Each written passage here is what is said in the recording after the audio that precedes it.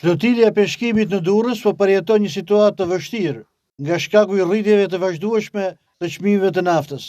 Peshkatarët kërkojnë mbështetje nga shteti për të përballuar gjendjen e peshkimit, tri sektori jetik për turizmin. Ka më shumë se 2 muaj që flota e peshkimit ka hyrë në një krizë mjaft thellë për shkak të konfliktit që ka lindë në lindjen e mesme. Çmimi i naftës është ngritur shumë, kështu që flota e peshkimit ka hyrë në një krizë mjaft thellë. Duke pas parasysh që masa dërmuese e peshkatarëve dhe punuesve në peshkim janë egjiptian, kjo po krijon një krizë tjetër mjaft të madhe. Që këto shtetas egjiptian që punojnë në sektorin e peshkimit janë detyruar me u kthy në vendet e tyre të origjinës, e cila do krijojë një krizë mjaft të madhe, duke pas parasysh që edhe me ta fal shtetin naftën nuk ke më mundësi ta nxjerrësh anijen në det. Ky sektor me këto çmime nuk mund të vazhdoj punën.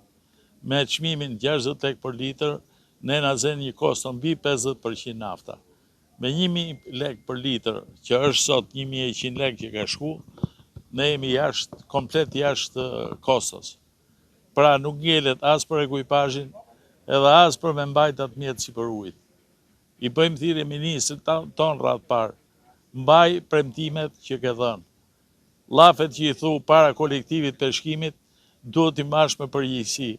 Në protestën e organizuar kanë folur dhe punonjës egjiptian, të cilët rrezikojnë të rikthehen në vendin e tyre nga kriza e naftës.